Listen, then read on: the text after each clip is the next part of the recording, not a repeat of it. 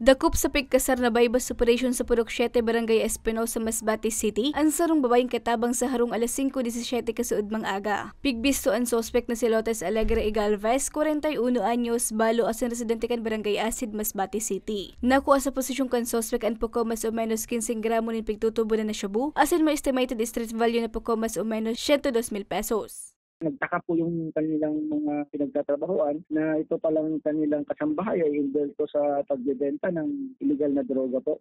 Kabali ang sospek sa listang kan newly identified drug personalities na naaktuhan na nagpapabakal kan pinagbabawal na droga. Nadakop siya kan pinagsarang puwersa kan Masbate Police Provincial Office, Police Provincial Drug Enforcement Unit asin kan Philippine Drug Enforcement Agency Masbate. Sa ating publiko ay maging mapagmanman, mapagmatyag po tayo para po maisumbong natin itong mga ganitong mga aktibidades kasi talagang masisira po alam naman natin po kung anong magiging resulta ng paglaganap ng illegal na droga. So lalo-lalo na sa ating kabataan. So maiiwasan lamang natin po ito sa pagkikipagtulungan ng ating community at ang ating mga mamamayan sa ating kapulisan at sa PDEA.